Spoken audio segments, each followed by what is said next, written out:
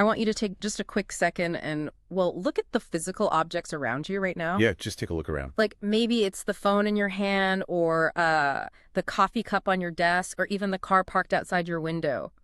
We live our entire lives inside this massive, largely invisible machine. The global supply chain. Exactly, the global supply chain. And because it's just always humming in the background, it feels, absolutely indestructible. Right, it projects this aura of permanence, you know? Yeah. We see thousands of these huge cargo ships crossing oceans every single day, and we hear about millions of data points synchronizing ports and trucks and automated warehouses. It feels like this engineering marvel that has just grown way too big and far too complex to ever fail. It's a very comforting illusion, really. We look at the sheer scale of modern globalization, the interlocking networks of raw materials, manufacturing hubs, consumer markets, and we just naturally assume safety. It's just so big. Right. We assume that because it is so vital to daily life, it must be robust. But what if history proves that this massive, intricate web can just disintegrate? And I'm not talking about a slow, manageable decline over a few decades. I'm talking about an absolute shattering in a matter of months with almost no warning. Just overnight. Literally, you wake up one day and the machine has just stopped. And I think the most terrifying part isn't even the speed of the collapse. No, it's the realization that when the global economy shatters, it doesn't break randomly. Yeah. It breaks according to a very specific, deeply hidden architectural blueprint. Wow. Yeah, it fractures along the exact same fault lines every single time. Which is exactly what we are going to explore today. We are doing a deep dive into that exact blueprint. We've been poring over a genuinely groundbreaking working paper from the National Bureau of Economic Research. And it is a massive piece of work. It really is. It's titled The Anatomy of a Trade Collapse, the UK, 1929 to 1933. And our mission today is to completely rewire how you understand the fragility of the global economy. Because we're going to walk through a forensic breakdown of this historical data. The researchers have unearthed some profound realities about the Great Depression, but more importantly, they've mapped out the universal mechanics of how world trade breaks down. And it's not what you'd expect. Not at all. I have to warn you, the way the system actually fails is deeply counterintuitive. Right. So before we jump in, let's set some ground rules for how we're going to tackle this. We are absolutely not doing a dry academic reading of an economics paper. Nobody wants that. Nobody wants that. We're going to take this cold, hard data and translate it into the actual mechanics of human behavior and, global panic.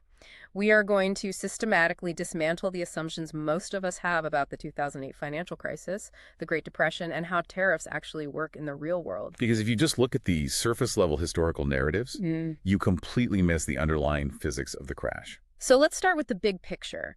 When we think about modern economic trauma, everyone immediately points to the 2008 Great Recession. That was the moment we all thought the modern hyperconnected supply chain was, uniquely vulnerable. But what if the 2008 trade collapse wasn't a modern anomaly at all? That's the perfect place to start. Because when you lay the data from the 2008 Great Trade Collapse right next to the trade collapse of the 1929 Great Depression, a very unsettling picture emerges. Like they line up. They are not two distinct, historically isolated tragedies. They share the exact same underlying DNA. It's almost like they're twins separated by a century. The mechanics of world trade run on a deep cyclical logic. What this NBER research proves is that when the economic machinery breaks down, the gears snap in a highly predictable sequence. Oh, wow. Yeah, and it doesn't matter if those gears are made of 1920s steel or, 2000s silicon. The fundamental human and economic reactions are identical. I keep picturing the global economy as this giant, heavy pendulum. We're constantly told we are moving forward, progressing into this shiny, frictionless, interconnected future. But we aren't. No. Underneath it all, the gravitational forces pulling on that pendulum haven't changed. And under the right conditions, it just violently swings right back to 1929.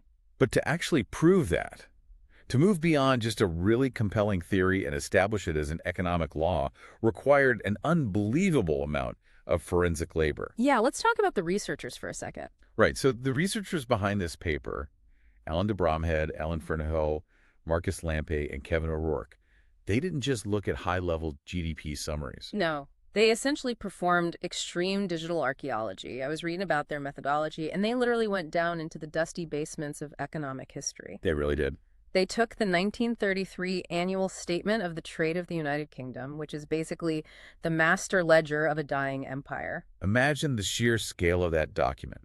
The British Empire in 1933 was the central node of global commerce. Everything flowed through them. Exactly. And these scholars went line by line, analyzing the granular micro-level data of thousands of specific commodities.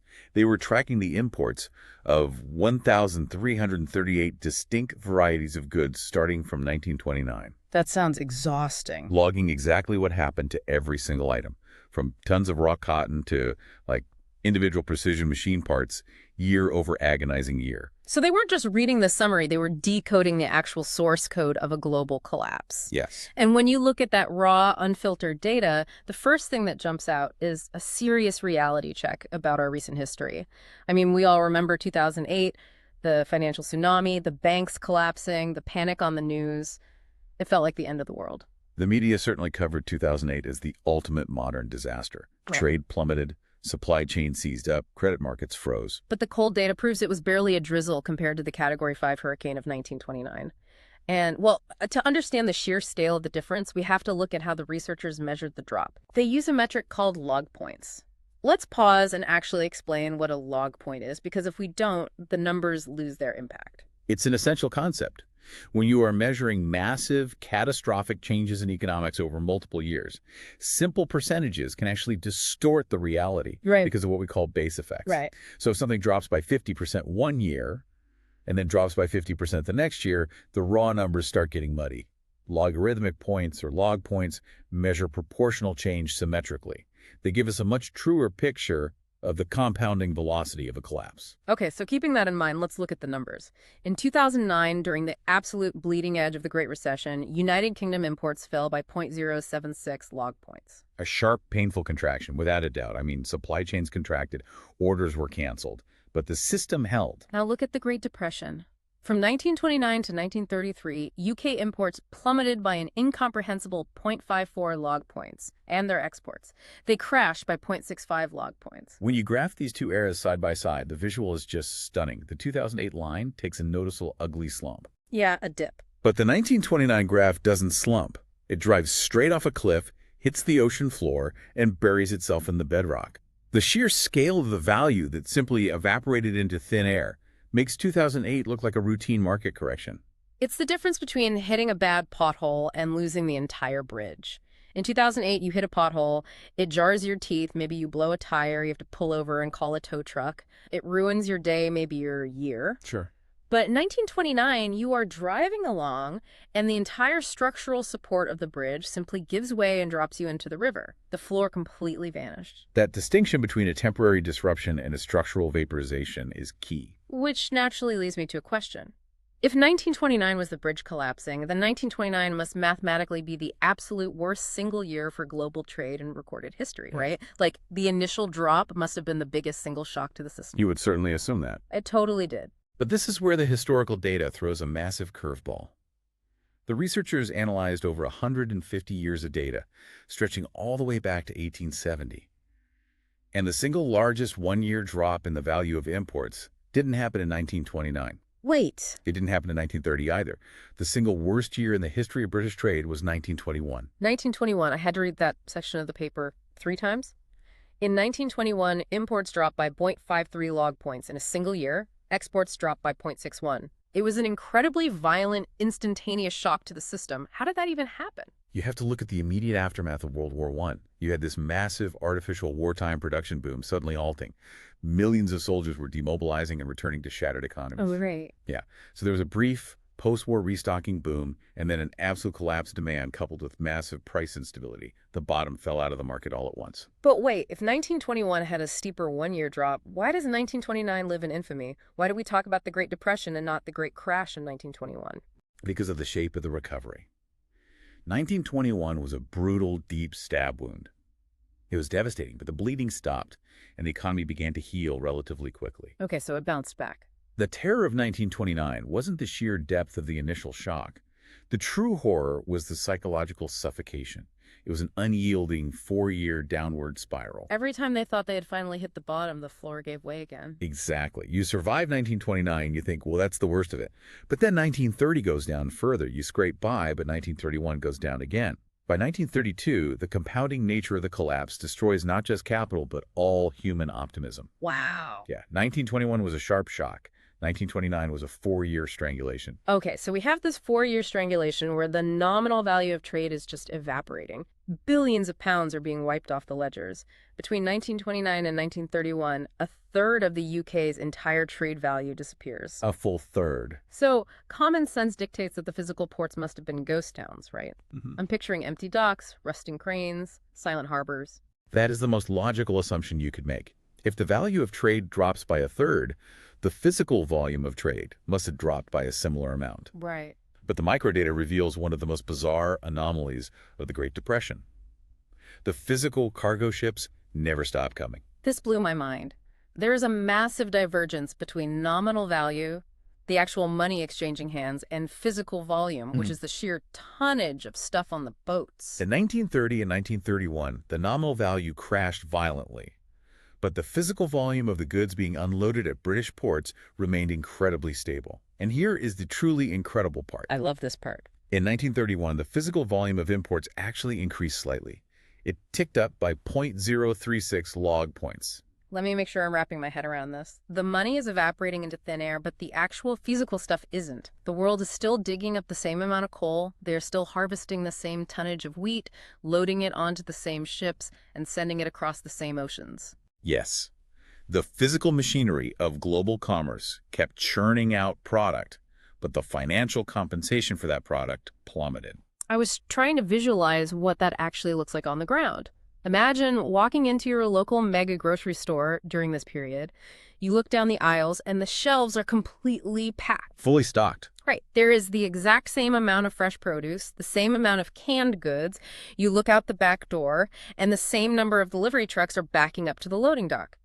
To your eyes, nothing has changed. The physical reality of the store is 100% intact. Right. But you walk into the manager's office, you look at the cash register receipts, and they are bringing in 30% less money for moving the exact same amount of food. It's a brilliant analogy because it highlights the disconnect between the physical economy and the monetary economy. The flow of goods remained constant, but the value assigned to those goods fell off a cliff. But why? Why wouldn't a supplier in Argentina or India just stop putting wheat on the boat if they weren't getting paid what it was worth? Because in many cases, they couldn't afford to stop. If you were an agricultural producer, your crop is already planted, your debts are fixed. You still owe the bank a specific amount of money. Oh, man. So you have to sell more just to make the same payment? Exactly. If the price of your wheat drops by half, you can't just sell half your wheat. You actually have to try and grow and sell more wheat just to make the same debt payment. It creates a perverse cycle where producers flood the market with physical volume, desperately trying to chase vanishing revenue. Which forces us to ask the ultimate question, what actually killed the value of trade?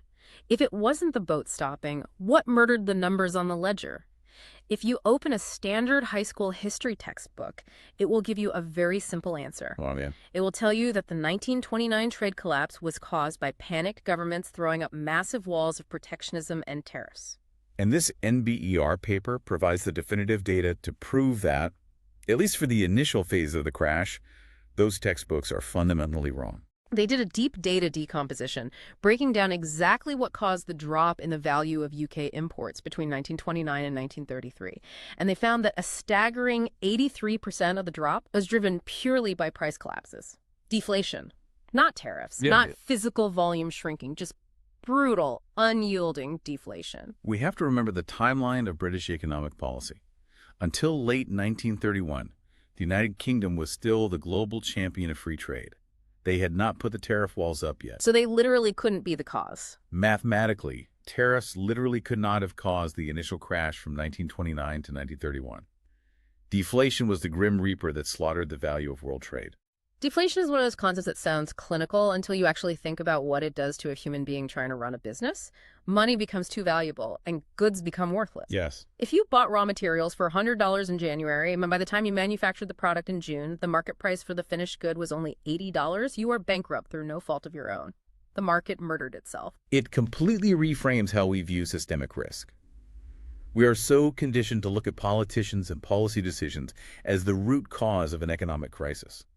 But sometimes the crisis is purely a mathematical function of a deflationary spiral. Right. When demand shocks and credit contractions occur, prices implode across the board, completely independent of whatever the government is doing with trade policy. Okay, so prices implode, the money vanishes, and thousands of import-export companies are going bankrupt. Supply chains are hemorrhaging cash. Given that absolute carnage, you would naturally assume that entire categories of products simply went extinct. You would hypothesize that a massive culling took place, that specialized items, niche foreign imports, or luxury goods simply vanished from the global supply chain as the pipelines dried up. But the microdata shows almost nothing disappeared. In 1929, before the crash, the UK imported 1,338 distinct varieties of goods. By 1933, at the absolute miserable rock bottom of the Great Depression, they were still importing 1,298 varieties. Oh, that is only a 3% drop in the actual variety of goods crossing the borders. It's basically a rounding error. How is that possible? In trade economics, we use two terms to describe how trade shrinks or grows: the extensive margin and the intensive margin. Okay, let's break those down. The extensive margin refers to the actual number of different types of things you buy or the number of different countries you buy from. If you stop buying foreign cars altogether, that's a change in the extensive margin. You completely sever the line. And the intensive margin? The intensive margin is the volume of the things you already buy. If you usually buy 10 foreign cars a year, and this year you only buy 2, the intensive margin has shrunk. But the extensive margin is intact because you are still participating in the car trade. So to translate that into what actually happened during the Depression, the collapse wasn't a mass extinction event for products. The extensive margin didn't die. It was a brutal, systemic shrinkage of order sizes. It was entirely driven by the intensive margin. People still demanded the exact same array of products. The catalog of human desire or industrial necessity didn't fundamentally change. They just bought vastly less of everything. The analogy I keep coming back to is a massive plumbing system. The pipes connecting all the countries of the world didn't rust away or get ripped out of the walls. The infrastructure remained perfectly intact, but the pressure of the water flowing through those pipes dropped to a mere trickle. And there's a very rational business reason for this. Setting up a new international supply chain, finding a reliable supplier, negotiating terms, organizing shipping logistics, establishing credit is incredibly expensive and difficult. It takes years. Exactly. Once those pathways are established, businesses will do everything in their power to keep them open, even if they are only shipping a fraction of their previous volume. They endure the losses to keep the pipeline alive, hoping for a recovery. Shutting it down completely means having to rebuild from scratch later. That makes perfect sense. So if the pipes are still open, but the volume is shrinking, what exactly are people cutting back on? This brings us to a fascinating look at human psychology. When global income drops and panic sets in, what do we actually give up first? If you ask someone on the street, they might hypothesize that in a severe depression, people would immediately stop buying imported luxury foods or daily comforts and retrench to absolute austere basics. Right, you'd think people would stop buying French wine or imported coffee and start living on local potatoes. But the data shows the exact opposite. Completely the opposite. From 1929 to 1931, the imports of durable goods, things like automobiles, heavy machinery, industrial metals, they fell off an absolute cliff. They were decimated. But food and non-durable consumer goods, they barely flinched. It reveals something very profound about how human beings process risk and uncertainty during a crisis. When the world feels like it's ending, we instinctively delay long-term commitments. We stop upgrading our capital equipment. Makes sense. A factory owner cancels the order for new weaving machines. A family decides their old car can run for another 5 years. We freeze all long-term investments. But we absolutely refuse to stop eating our favorite foods or buying our small daily comforts. It's like, the economy's collapsing, I might lose my job, I'm definitely not buying a new truck, but I am absolutely not giving up my favorite brand of imported tea. Precisely. Hard assets and durable goods become the biggest losers because their purchase can almost always be delayed. You can't delay eating dinner. Entire global industrial supply chains died simply because of this automatic human reflex to preserve daily routine and short-term consumption while immediately sacrificing long-term capital investment. And what's truly eerie is how timeless this human reflex is, which sets up an incredible comparison between 1929 and 2008. The researchers ran a correlation analysis between the specific UK industries that crashed from 1929 to 1931 and the specific US industries that crashed during the Great Recession from 2008 to 2009. Think about how alien those two worlds are from each other. 1929 is the era of steam power, steel mills, telegraphs, and coal-fired ships. 2008 is the era of the internet, silicon chips, smartphones, and globalized, just-in-time automated logistics. You couldn't pick two more technologically distinct economies. Yet the data shows a massive, undeniable, positive correlation between the industries that suffered in both eras. It's spooky. The graph in the paper is basically a straight line pointing up. If your specific type of industry died in 1929, your modern equivalent industry also died in 2008. It proves that the logic of a collapse is baked into our nature. Automobiles, heavy machinery, and industrial raw materials were the ultimate victims in both centuries. Wow. The technological dressing changes, maybe it's a steam tractor in 1929 and a computerized forklift in 2008, but the core economic behavior of delaying durable purchases remains an absolute fundamental law of nature. Up until this point in the timeline, late 1931, the United Kingdom is essentially just taking the hits. They are maintaining their century-old philosophy of free trade, standing in the storm, and watching the world burn around them. But then, the psychological pressure breaks them. This is the pivotal moment in the historical narrative. How does an empire that practically invented, championed, and enforced the global free trade system for nearly a century suddenly commit ideological suicide over the course of a few weeks? It was pure, unadulterated panic. In September 1931, the immense financial strain finally breaks the Bank of England, and the UK is forced off the gold standard. Their currency is in chaos. And in November 1931, the UK Parliament scrambles and passes the Abnormal Importations Act. The name of the legislation itself tells you everything you need to know about their sudden shift in worldview. They no longer viewed incoming foreign goods as trade, they viewed them as an abnormality that was threatening the nation and needed to be forcefully stopped. This act gave the government the power to instantly impose tariffs of up to 100% on manufactured goods coming from outside the British Empire. A 100% tariff is not a tax meant to raise revenue. It is a brick wall meant to completely prohibit a transaction. Free trade died almost overnight. The era of the open global ocean was over, and the era of walled economic fortresses had begun. The British political establishment threw away 100 years of economic doctrine in a blind panic. And they didn't just build a uniform wall around their island. They built a highly complex, deeply discriminatory wall. They didn't just protect themselves. They used the crisis to draw a deeply unequal, highly aggressive red line across the entire global economy. This culminates in the Ottawa Conference of July 1932. This is where they established the infamous imperial preference system. If we look at how this reshaped the world map, it's startling. They didn't just walk away from globalism. They created a rigid, tiered hierarchy, a pyramid of global trade. At the absolute top, dictating the terms, was the UK itself. Right. In the middle tier were the empire countries, the dominions like Canada, Australia, New Zealand, and colonies like India. They were given VIP access, free passes, or very low taxes to sell their goods in the UK market. And at the absolute bottom of the pyramid, everyone else, the United States, Germany, Argentina, Japan, the so-called foreigners, they got slammed with massive tariffs. The global map was violently shattered into walled factions. The UK essentially looked at the rest of the world and said, we are taking our toys, we are taking our colonies, and we are going home. To understand the sheer brutality of this discrimination, we have to look at the exact numbers. The UK's tariffs weren't just a gentle nudge to buy British. They were a perfectly engineered weapon designed to squeeze specific nations dry while handing out lucrative monopolies to their imperial partners. The data is staggering. After 1932, foreign industrial goods faced weighted average tariffs spiking well over 20%.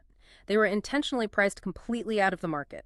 Meanwhile, if you were inside the empire, your agricultural goods faced an absolute 0% tariff.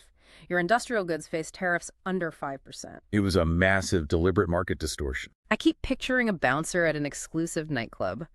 A stranger walks up, say, a manufacturer from the US or Germany, and the bouncer demands a $200 cover charge. Just step foot inside the door. Obviously, the stranger turns around and walks away. Obviously. But then all of the bouncer's cousins show up Canada, Australia, and he waves them right through the velvet rope for free and tells the bartender to give them discounted drinks. It is completely rigged game. And a rigged game has devastating consequences for the losers. In 2008, when global trade shrank, it shrank everywhere. Everyone took a haircut. It punished the whole world relatively equally because the underlying system of globalized trade mostly stayed intact. Yeah. But after the UK changed the rules in 1931, the crash mutated into a targeted geographic assassination. The researchers' data highlights this shift perfectly. During the free trade period, from 1929 to 1931, UK imports from the empire and imports from the rest of the world fell evenly. Everyone was suffering together in the deflationary spiral. But look at what happens from 1931 to 1933 after the walls went up. Imports from the foreigners plummeted by another 30%. Wait, 30%? Oh, wow. 30%. That is an absolute collapse of established trade routes. But imports from the empire, they miraculously stopped falling. In fact, they actually rose by 1.02%. Policy violently warped the natural geography of trade. The British government completely cut off specific nations from the global economic bloodstream to artificially pump blood into their own imperial system. But while all this macro-level chaos is happening, while walls are going up, tariffs are spiking, and entire nations are being locked out of the market, there is one specific group of products that behaves in a completely irrational way. This was my favorite part of the paper, because it makes zero sense until you really think about it. We are in an era where the entire world is doing a desperate fire sale. Prices for wheat, copper, and cotton are collapsing everywhere, but one elite class of products flat out refuse to drop their prices. The data reveals that while generic raw materials and agricultural goods crashed 15% to 17% in price, complex, differentiated manufactured goods like high-end precision machinery, specialized vehicles, advanced electronics of the era, they only dropped 2% to 3%. They basically didn't budge. Why? If the whole world is going broke, how can you possibly justify keeping your prices sky high? It comes down to the economic power of differentiated goods. If you are a farmer selling generic wheat or a miner selling raw copper, you are a price taker. You are at the absolute mercy of the global commodity market. Because it's all the same stuff. Right. You take whatever price the market dictates because your wheat is chemically identical to the wheat of 1,000 other farmers. You have no leverage. But if you sell a highly specific, custom-engineered precision engine, you are a price maker. You hold your price like a rock because your product has brand power, specialized patents, and highly skilled labor costs baked into it. You tell the desperate buyer, I don't care about the depression. This is what the engine costs to make. Take it or leave it. But here is where the economic reality asserts itself. You might have the power to hold your price steady, but does that make you a brilliant businessman?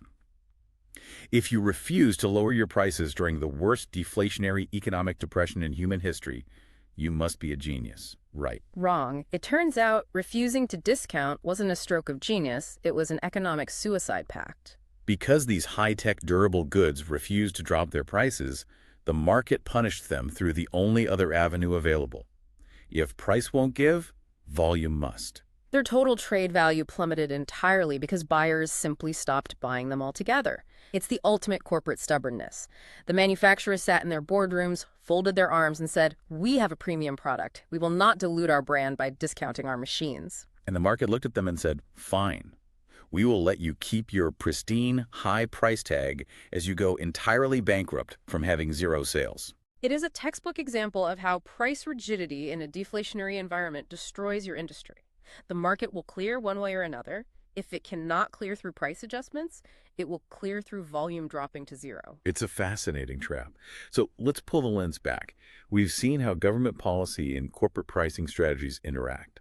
And when governments step in with a heavy hand, they fundamentally break the economic matrix. Remember that spooky correlation we talked about earlier? How the 1929 crash in the UK looked exactly like the 2008 crash in the US? Well, the researchers found that during the UK's free trade period from 1929 to 1931, UK trade correlated perfectly with the modern 2008 crash. The natural laws of economics were functioning normally. But then we look at the protectionist period from 1931 to 1933, the era of the tariff walls.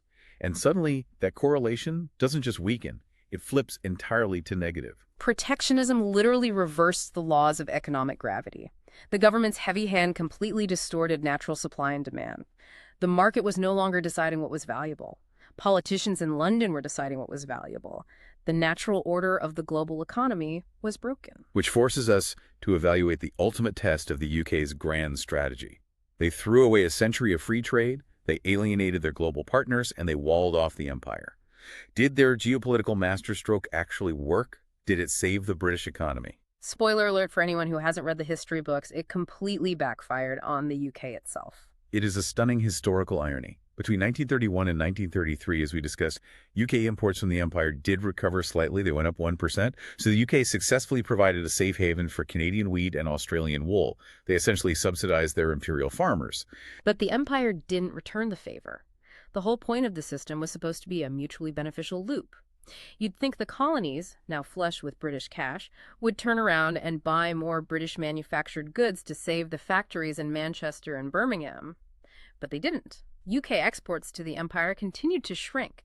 They dropped by a further 3.72%. Why did it fail? Because those empire nations were largely agricultural, and agricultural prices had still collapsed globally. Even with preferential treatment, they simply didn't have the wealth to buy expensive British machinery.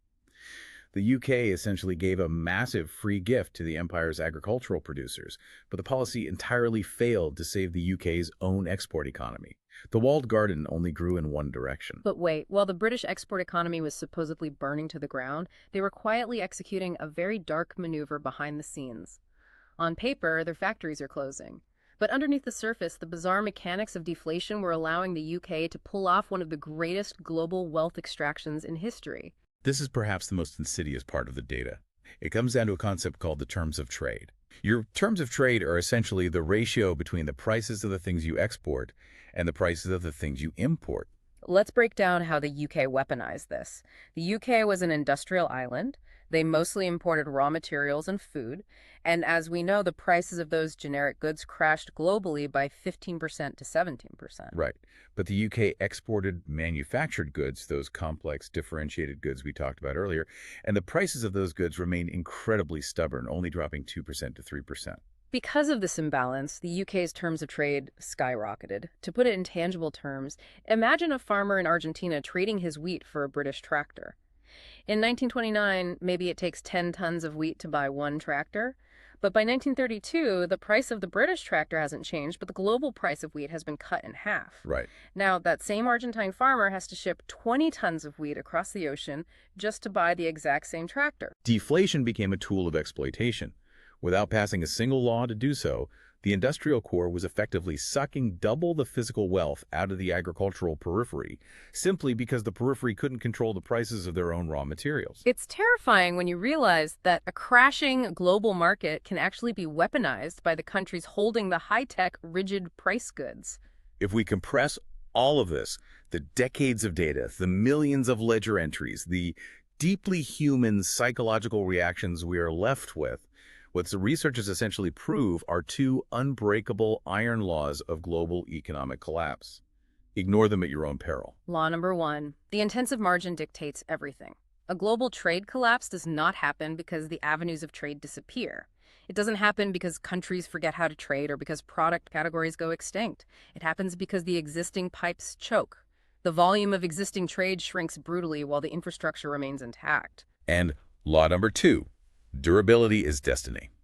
In any global crisis, whether it is driven by a gold standard collapse in 1929 or a subprime mortgage crisis in 2008, durable goods, the heavy machinery, the automobiles, the industrial capital will always be the hardest hit victims. Human psychology guarantees that long-term investment will be instantly sacrificed to preserve short-term consumption. These two laws are the deep, unchangeable operating system of the global economy. Which leaves us with one final urgent consideration. We've spent this whole time dissecting history, but history is only useful if it helps us see the present clearly. History doesn't repeat, but it always rhymes. If we look out the window today, are we standing on the exact same precipice? We have to look objectively at the geopolitical and macroeconomic environment right now. We are currently seeing rising geopolitical conflicts. We are seeing severe inflation volatility and shifting monetary policies. Yep. We are seeing the return of tariff walls and industrial subsidies. And perhaps most importantly, we are seeing a massive push by governments toward de-risking, friendshoring, and forming localized economic blocs.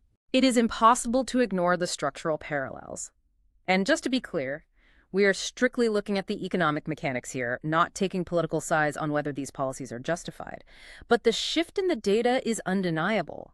Are we sliding away from a 2008-style free trade collapse where the whole world suffers a temporary shock together but eventually recovers together, and moving into a 1931-style fragmented walled garden collapse? Are we basically rebuilding the imperial preference system, just under new names? We call it strategic decoupling or securing supply chains today, but the underlying mechanism shutting the door on the foreigners and granting VIP access to a select group of allies looks incredibly familiar to anyone who has studied the UK's pivot in 1931. So what does this all mean for you, listening right now? If the global economy splits into distinct, heavily guarded geopolitical islands, just like the UK and its empire in 1932, who will become the newly isolated foreigners of the 21st century. And more importantly, thinking about those stubborn differentiated goods, what happens to our modern tech sectors when the prices of today's high-tech durable goods like advanced semiconductors, AI servers, and electric vehicles finally break under the pressure of a fragmented world? It is a profound, incredibly complex question, and the historical data suggests the transition to that fragmented world will not be gentle. When we started this deep dive, we talked about how indestructible the modern supply chain looks.